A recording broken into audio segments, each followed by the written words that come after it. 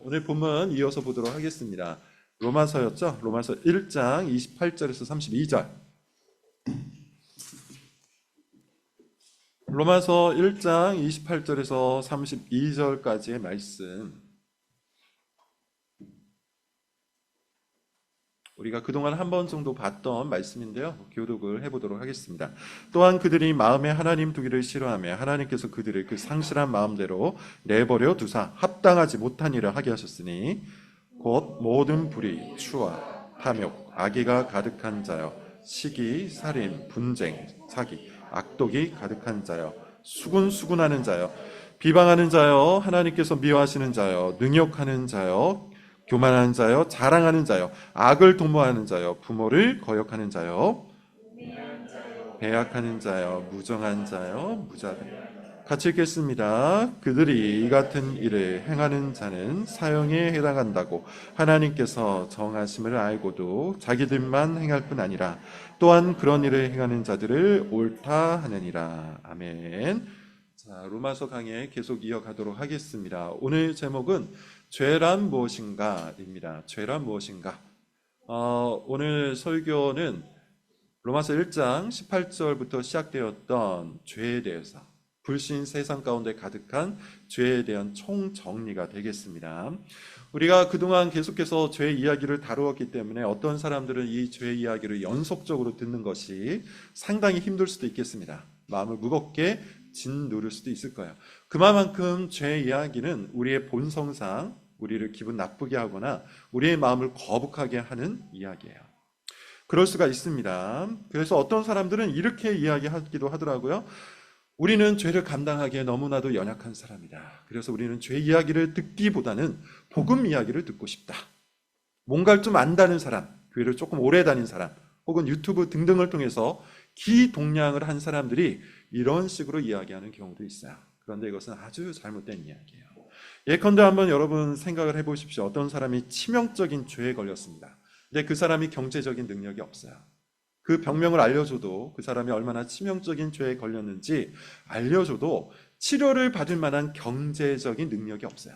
경제적으로 감당할 수가 없어요. 그러면 그 사람에게 그 사람이 어떤 병에 걸렸는지, 얼마나 치명적인 병에 걸렸는지 알려주지 말아야 합니까?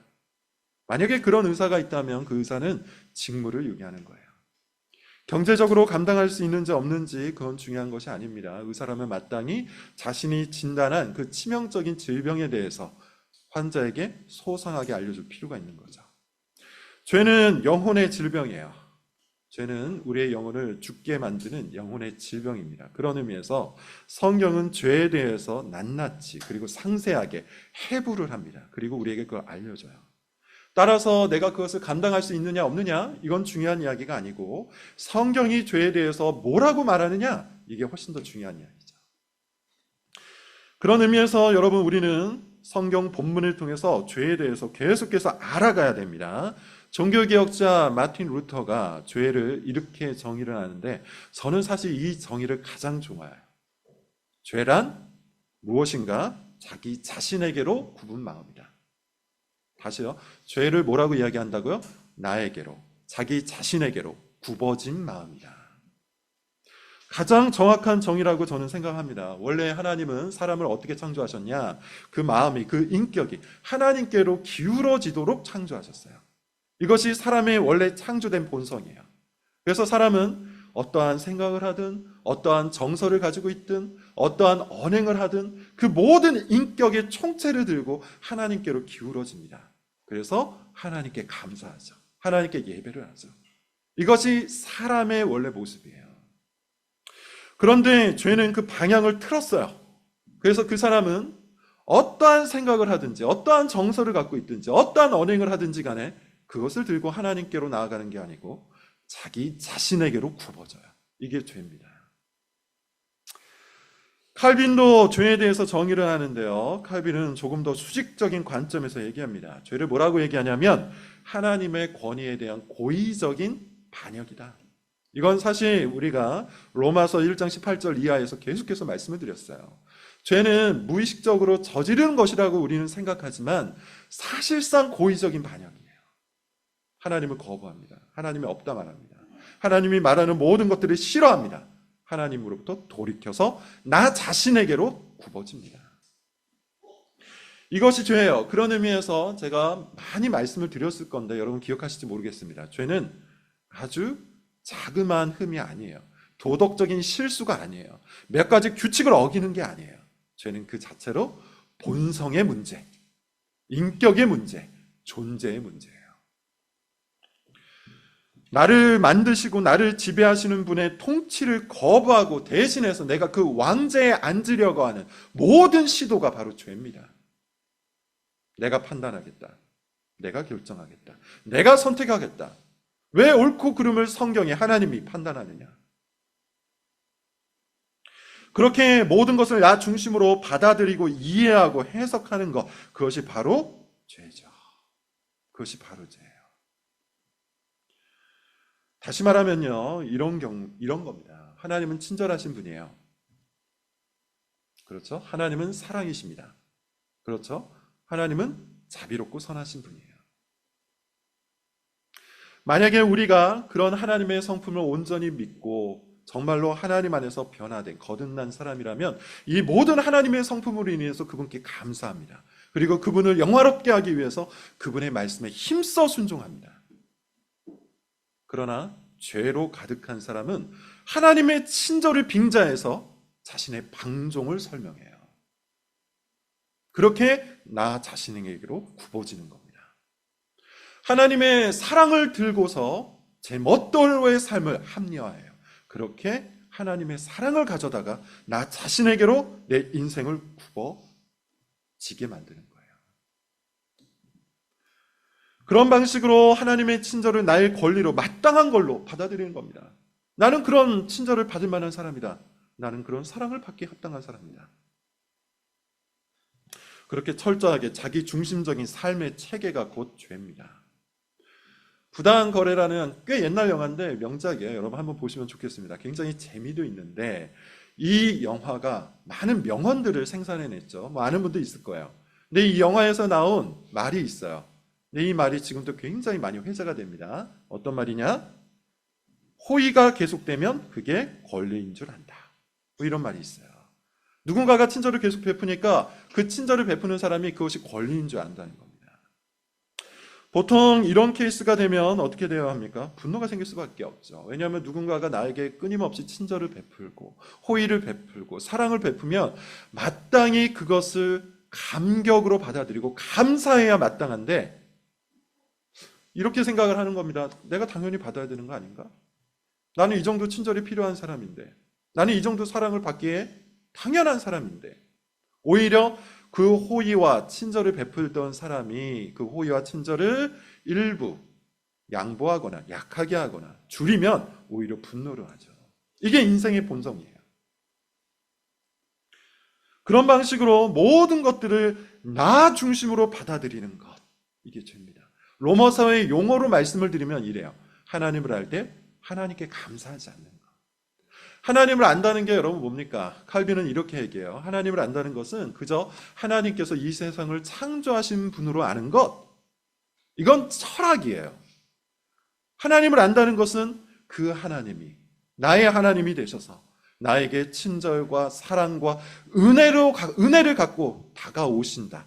다시 말하면 그 하나님을 나의 아버지로 아는 거예요. 그것이 진정으로 하나님을 안다는 겁니다. 그러므로 하나님을 아는 사람은 당연히 그 하나님의 친절과 사랑과 호의와 은혜에 감사할 수밖에 없죠. 그게 마땅해요. 그런데 하나님을 알고도 감사하지 않아요. 당연하게 받아들여요. 호의가 계속되니까 권리인 줄 알아요. 심지어 더 나아가 원망하고 불평하죠. 여러분, 우리가 출애굽기 성경 문답의 본문 속에서 계속 살펴보고 있는데 출애굽기, 레위기, 민수기, 신명기를 보면 어떤 일이 벌어집니까? 하나님께서 노예 생활 중에 있었던 이스라엘 백성들을 구원하세요. 구원하실 때 엄청난 기적을 보여주셨어요. 하나님께서 전능자이시며 유일하신 하나님이라는 것을 그들에게 알리시고 심지어 뭐라고 말씀하시냐면 내가 너의 하나님이 되어주겠다. 얼마나 감사한 일입니까? 광야에서 물을 내셨고요. 만나를 주셨고요. 고기를 주셨습니다. 필요한 모든 것들을 베풀어 주셨어요. 그런데 그들이 어떻게 합니까? 원망해요. 불평해요. 차라리 애굽으로 돌아가는 게 낫겠다. 하나님을 알았는데, 하나님의 친절을 알았는데, 하나님의 사랑을 경험했는데 원망합니다. 감사하지 않습니다. 하나님을 아는 겁니까? 모르는 겁니까? 모르는 것이죠. 이런 경우 여러분, 우리는 뭐라고 얘기하냐면 배은망덕이라고 합니다. 배은망덕. 배신하는 거죠. 분노할 수밖에 없는 상황이에요. 그리고 여러분, 이 분노는 사실 상대방에 따라서 크기가 결정이 되는데, 만약에 이런 배은망덕의 사례가 친구 사이에서 일어나요. 내가 어떤 친구에게 그렇게 열심히 해줬는데 그 친구가 날 배신했어. 그러면 어떻게 됩니까? 화가 날 수밖에 없죠. 그런데 상대방이 친구가 아니라 여러분 직장 상사라고 한번 생각해 볼게요. 이 직장 상사가 인품이 너무 좋아요. 그래서 직원들에게 자유를 주고 직원들에게 많은 친절을 베풀었어요. 근데 어떤 직원이 이 직장 상사, 사장의 친절과 호의를 가져다가 뭘 하냐 하면 자꾸만 맘먹으로 들어요. 똑같은 월급을 내놓으라. 사장과 똑같은 월급을 줘라. 사장실을 내놓아라. 심지어 사장의 경영권까지 찬탈하려고 한다면 우리는 그걸 어떻게 받아들여야 됩니까? 단순한 무례가 아니죠. 자, 국가 차원으로 좀 넘어가 보겠습니다. 굉장히 인품이 좋고 따뜻한 어떤 대통령이 있어요. 대통령은 군 통수권자예요. 그래서 군을 신뢰합니다. 그런데 그 넉넉함을 만만하게 여긴 장교가 총칼을 앞세워서 국가 통수권자의 자리를 빼앗으려고 해요. 이걸 뭐라고 하죠? 내란이라고 해요. 내란은 반역이기 때문에 사형에 처해집니다. 자, 그렇게 여러분, 우리의 배은망덕이 상대의 크기에 따라서 죄가 결정이 된단 말이에요. 그 끝에 누가 계신 겁니까? 하나님이 계시잖아요. 우주를 만드셨어요. 창조주예요. 통치자예요. 심판자예요. 그런데 일개 피조물에 불과한 우리가 하나님의 친절과 호의와 자비를 얻었음에도 불구하고 그분께 감사하지 않아요. 그분에게로 기울어지지 않고 계속해서 그 모든 것들을 들고 나 자신에게로 굽어져요. 이런 걸 뭐라고 얘기한다? 배은망덕이라고 얘기한다. 더 나아가 내란이요 쿠데타라고 얘기한다. 그리고 그것이 바로 죄인 겁니다. 결국 여러분, 죄와 의는 방향의 문제예요. 하나님을 향해서 끊임없이 기울어져야 되는 그 마음이 나 자신을 향해서 굽어질 때 우린 그걸 죄라고 얘기하는 겁니다. 예컨대 여러분 한번 생각을 해보십시오. 여러분의 자녀를 바라볼 때 여러분의 마음은 어디로 기울어집니까? 여러분의 자녀를 바라보면서 내 만족과 내 계획을 위해서 지속적으로 마음이 기울어져 간다면, 그렇게 굽어져 간다면, 오직 나 자신의 만족과 기쁨과 보람과 성취 쪽으로만 기울어져 간다면 우리는 그걸 죄라고 얘기해요. 반면에 자녀를 통해서 하나님의 통치를 기대하고 그분께로 지속적으로 기울어져 간다면, 자녀를 주신 하나님께 감사를 드리고 자녀를 통해서 하나님께 영광을 드린다는 그 소명 자체를 기뻐하고 자녀를 주님의 말씀으로 빚어가는 것을 마땅히 여긴다면, 그렇게 나의 모든 삶을 들어 자녀를 바라보며 하나님께로 기울어진다면 그것이 의라고 얘기하는 거예요. 배우자도 여러분 똑같습니다. 여러분, 우리는 배우자를 사랑해야 돼요. 보호해야 돼요. 서로 기쁨을 누려야 돼요. 그런데 배우자를 통해서 얻게 되는 기쁨과 위로와 평안과 사랑을 들여다가 오직 나 자신에게로 굽어진다면 우린 그걸 죄라고 합니다.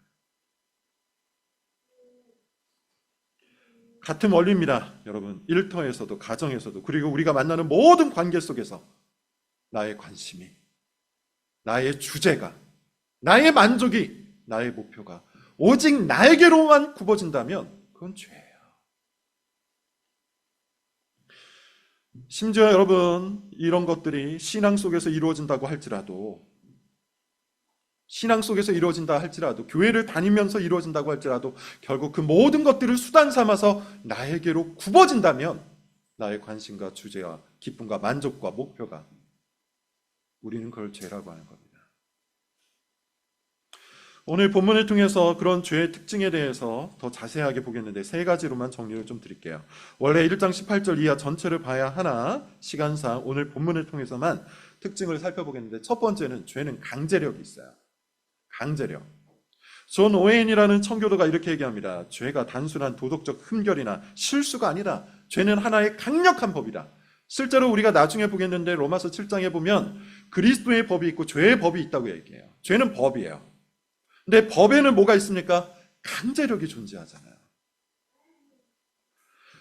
만약에 여러분 강제력이 없다면 법은 그냥 그 자체로 유명무실할 뿐이에요. 아무 의미가 없잖아요. 지키든 말든 상관이 없잖아요. 개인의 도덕적인 수준에 머물고 마는 겁니다. 그러나 법은 우리의 의지와 상관없이 특정 행위를 하도록 혹은 하지 못하도록 강제하죠. 가장 쉬운 법, 가장 보편적이고 우리가 접할 수 있는 법, 교통법을 한번 생각을 해보세요. 만약 교통법에 강제력이 없다면 아무도 지키지 않을 거예요. 아무데나 불법 주차할 것이고 장애인 주차구역에 그냥 세울 겁니다. 법이 강제력이 없다면 그럴 거예요. 근데 여러분 우리가 불법 주차를 하면 과태료를 내죠. 장애인 주차 지역에 마찬가지로 주차를 하게 되면 벌금까지 냅니다. 그런 방식으로 법은 강제하게 되어 있어요. 근데 죄가 법이에요. 죄의 법이에요. 그런 의미에서 죄는 우리를 강제합니다.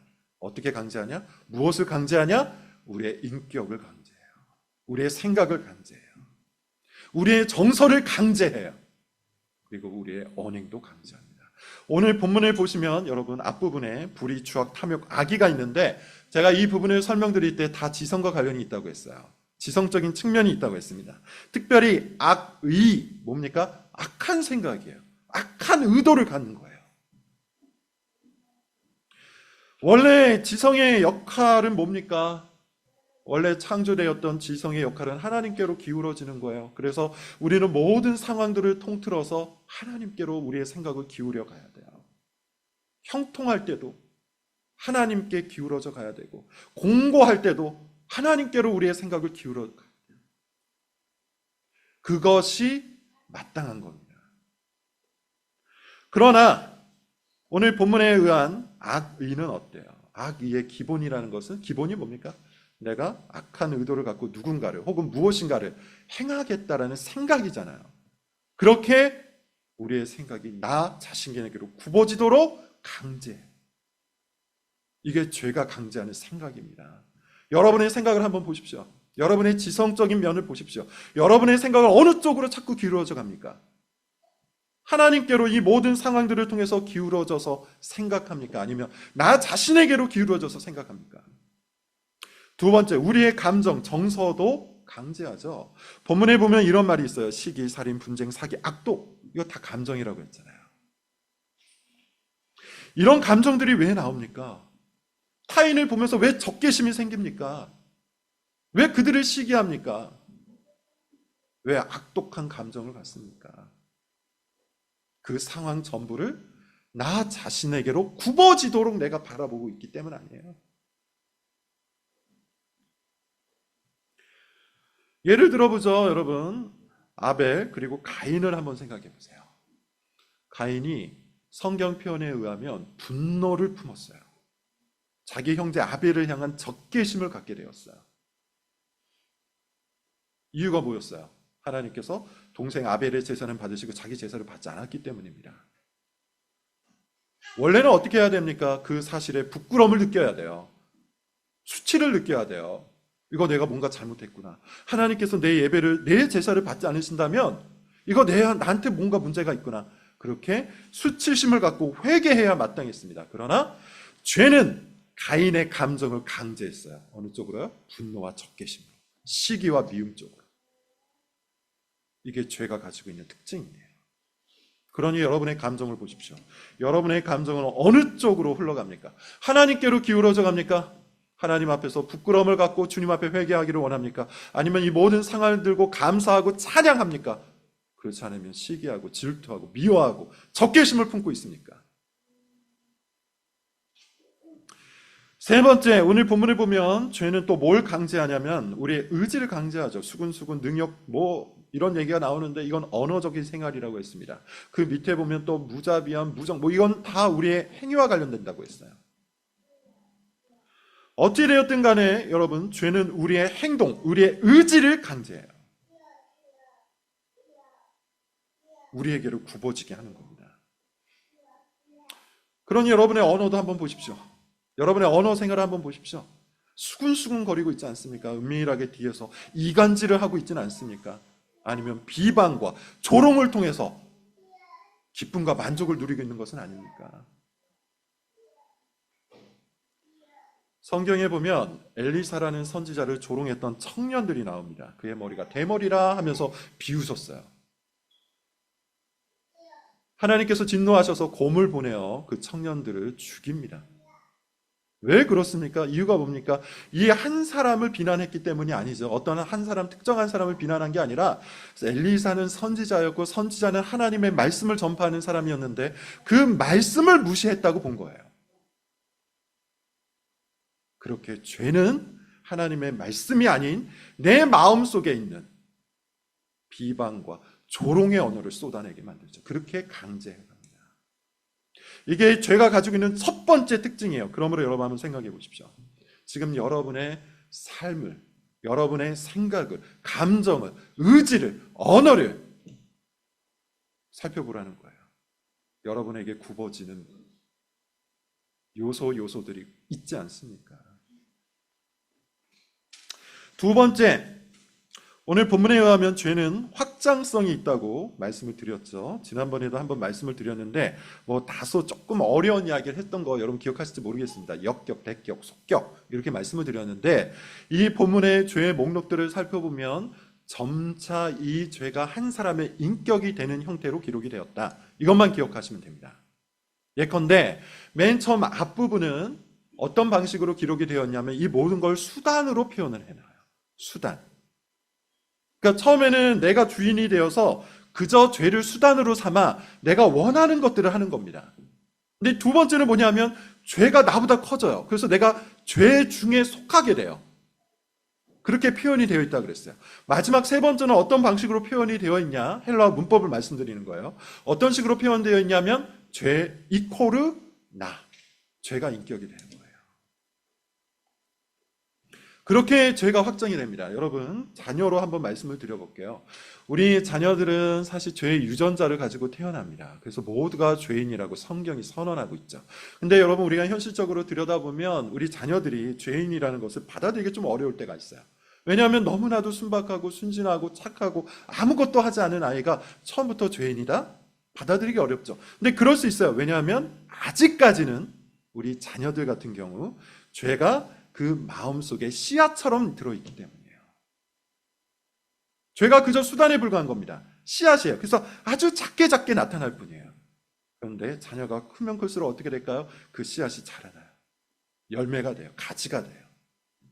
그리고 어느 한 시점을 지나게 되면 죄가 그 자녀의 인격이 되는 겁니다. 그러므로 부모 입장에서는 죄의 확장성을 이해하고 자녀를 가르쳐 나가야 되는 거죠. 그리고 동일한 원리가, 동일한 전염성이, 동일한 확장성이 우리 자신에게도 적용이 되는 겁니다. 특별히 여러분, 죄에 대해서 여러분들이 어떤 관점을 가지고 있는지 다시 한번 잘 점검할 수 있기를 바랍니다. 만약에 죄를 짓는 것에 대해서 여러분께서 양심의 가책이 생기고 찔림을 받고 죄를 지을 때마다 괴로움이 있다면 여전히 여러분의 양심이 살아있다는 것일 거예요.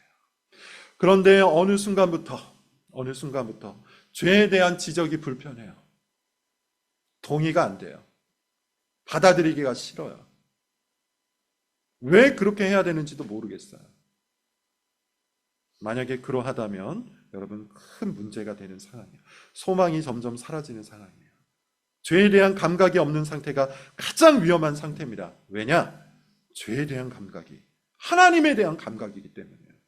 이 두 가지 연결되어 있어요. 왜? 여러분, 죄의 정의를 제가 이렇게 계속 말씀을 드립니다. 죄가 뭐라 그랬죠?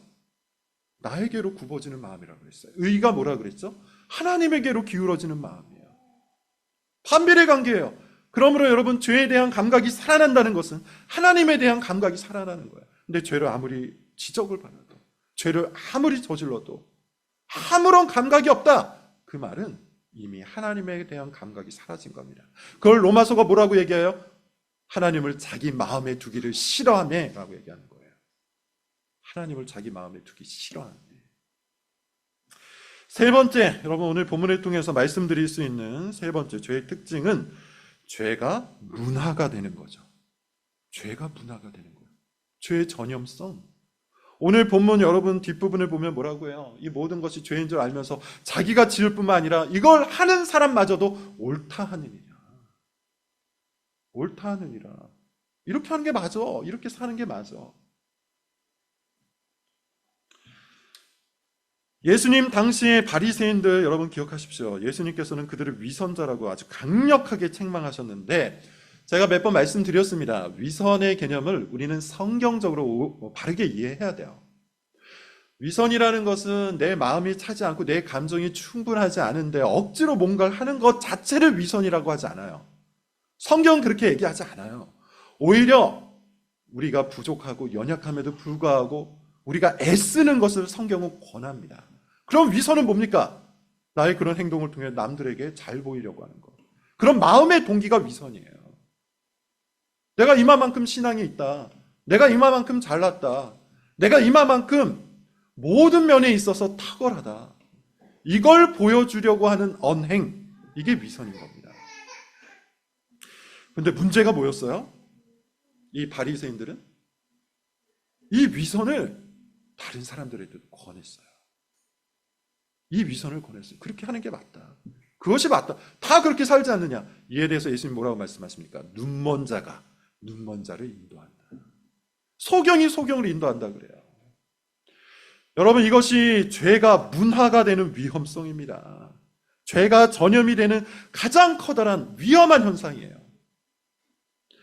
예컨대 여러분 내가 내뱉는 비방과 조롱 이거는 전염이 돼요. 험담은 전염이 돼요. 험담하기를 기뻐하는 사람들이 모이게 돼요. 마치 험담과 비방과 조롱이 날카로운 통찰인 양 서로 모여서 그것을 마땅하게 여겨요. 그런 세상에 여러분 우리가 살아갈 수 있습니다. 마찬가지예요. 내 안에 품어있는 악의와 분노 이것도 역시 전염성이 있습니다. 그래서 내가 퍼붓는 분노를 보고 그런 적개심을 보고 당연한 거 아닌가? 자신이 옳다고 생각하는 것, 자신의 기준에 어긋나는 것 이거에 대해서 분노하는 것은 마땅한 일이다. 이런 식으로 합리화가 됩니다. 문화 전체가 그렇게 되어버립니다. 이게 여러분 죄가 가지고 있는 현상이에요. 그래서 사사기라는 책을 읽어보시면 알겠지만 처음에는 그들이 죄를 지을 때 하나님 앞에 회개해요. 그러면 하나님께서 그들을 용서해 주시고 구원해 주십니다. 근데 사사기의 역사를 쭉 뒤편으로 흘러가다 보면 그런 요소들이 점차 사라져요. 하나님께 회개하지도 않아요. 그리고 어느덧 죄가 문화가 돼요. 모든 사람이 다 죄를 저질러요.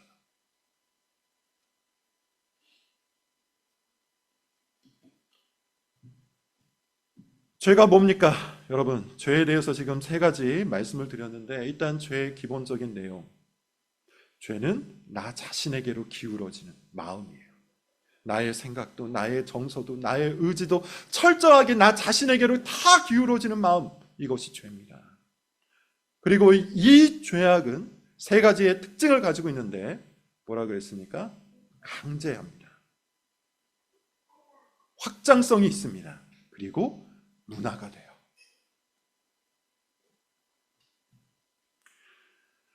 왜냐하면 이 죄라는 성향은 단순히 종교적인 열심이나 도덕적인 수양으로 교정되는 것이 아니기 때문이에요.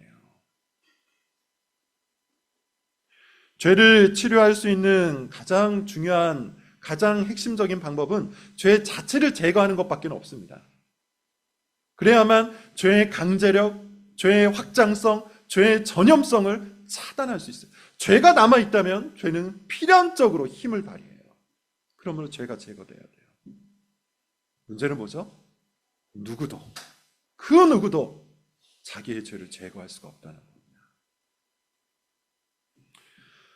그래서 하나님께서 누구를 보내신 겁니까? 예수 그리스도를 보내신 거죠. 예수 그리스도께서 오셔서 죄로 말미암은 모든 심판과 저주를 십자가에서 감당하셨어요. 심지어 지옥까지 내려갔다 오셨어요. 그래서 우리가 짊어져야 되는 모든 죄악들을 다 제거하신 겁니다. 우리가 그리스도 안에 있다면, 우리가 그리스도를 믿음으로 그리스도 안에 속한다면 이 죄가 제거되는 겁니다. 이것이 복음이에요. 이것이 복음이에요. 그러므로 여러분, 우리는 이 복음을 누려야 돼요. 죄가 완벽하게 제거되는 그리스도의 은혜, 그리스도의 복음을 누려야 돼요. 어떻게 누릴 수 있습니까? 어떻게 그리스도의 은혜와 그리스도의 복음을 우리의 것으로 삼고 우리의 죄가 제거됨으로 나와 내 가정과 우리의 교회를 거룩한 주님의 교회로, 공동체로 만들어갈 수 있겠습니까? 이 그리스도의 복음을 우리 안에 적용해 주시는 분이 있는데 그분이 바로 성령님이에요. 성령께서 2000년 전에 있었던 그 사건을 오늘 나의 사건으로 적용해 주십니다. 그런데 이 성령의 역사가 무엇과 함께 일어납니까? 말씀과 함께 일어나요. 말씀과 함께 일어납니다. 그러므로 여러분 말씀을 읽으셔야 돼요. 하나님의 말씀을 읽고 그 말씀 안에서 우리가 온전히 그리스도를 알아가면 알아갈수록 성령의 역사가 우리의 심령 가운데 일어나고 우리의 죄가 제거되는 겁니다. 그렇지 않으면 하나님께로 우리의 마음이 기울어지지가 않아요.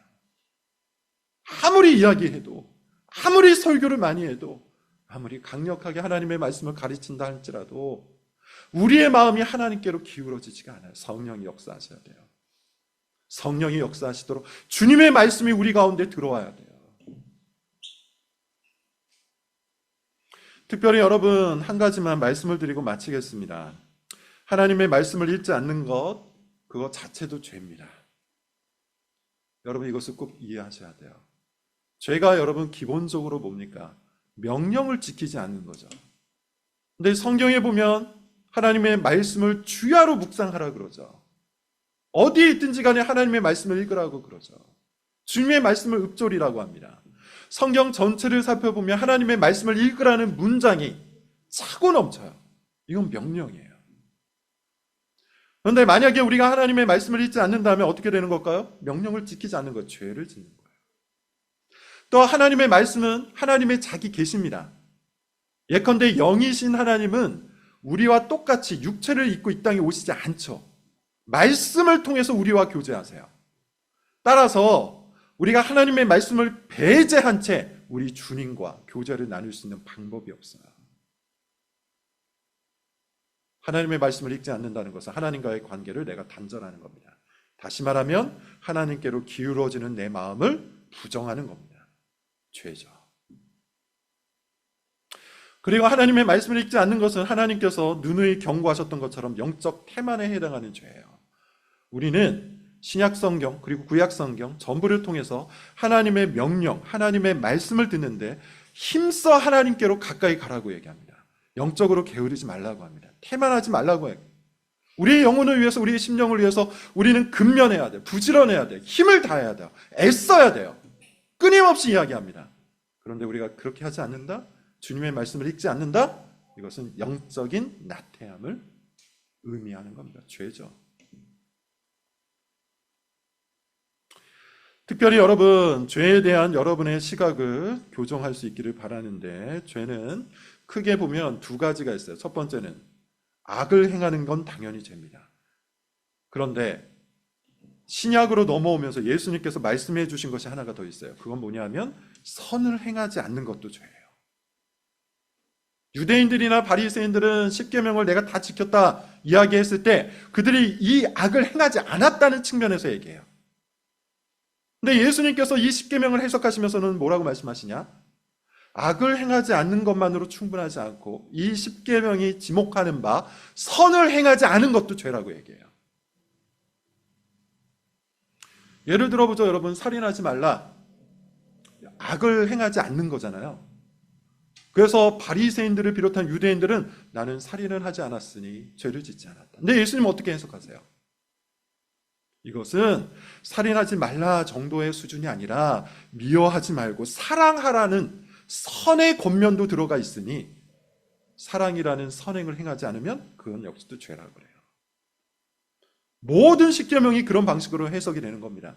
간음하지 말라? 당연히 간음하면 안 됩니다. 그런데 그걸로 끝나는 게 아니에요. 간음하지 말라는 이 말은 첫 번째, 내 배우자를 적극적으로 사랑하라는 말이 들어있고, 두 번째는 다른 이로 하여금 간음하지 않도록 나 자신을 단정하게 내 언행과 복장과 모든 것들을 제대로 잘 갖추라는 말도 들어있는 거예요. 그것을 제대로 하지 않는다면 마찬가지로 죄를 짓는 겁니다. 뭘 말씀을 드리려고 하냐면 우리는 성경이 권면하는 선을 행해야 돼요. 그걸 하지 않으면 죄예요. 그리고 죄는 필연적으로 우리를 영적 침체로 끌고 갑니다. 왜 우리가 침체에 빠집니까? 왜 우리의 신앙이 바닥을 깁니까? 우리 삶 속에 죄가 가득하기 때문 아닐까요? 단순히 수비적으로, 수동적으로 악을 행하지 않았다는 것만으로 만족하고 있기 때문 아닐까요? 죄의 또 다른 측면인 우리 주님을 위해서 적극적으로 선을 행해야 되는데 그것을 하지 않기 때문에 우리는 영적 침체에 빠지는 겁니다. 그리고 그 중심에 하나님의 말씀을 읽는 선이 있다는 것이죠. 여러분, 주님의 말씀을 읽으십시오. 그것만이 제가 여러분들에게 드릴 수 있는 최고의 권면입니다. 하나님의 말씀을 읽을 때 여러분의 영혼이 살아납니다. 하나님의 말씀을 읽을 때 여러분의 삶이 바뀝니다. 하나님의 말씀을 읽을 때 침체에서부터 성장으로, 침체에서부터 풍요로 우리의 삶에 옮겨갑니다. 하나님의 말씀을 읽을 때 비로소 하나님에 대한 감각이 살아나고, 하나님에 대한 감각이 살아남으로 죄를 미워하고 의를 사랑하게 됩니다. 하나님의 말씀을 읽을 때 비로소 우리의 마음이 내가 아니라 하나님께로 기울어지게 될 겁니다. 오늘 주님의 말씀을 귀히 여기고 이 모든 죄악을 극복한 채 오직 말씀 안에서 역사하시는 성령이 우리 교인들에게 충만하게 임할 수 있기를 바랍니다. 기도하겠습니다.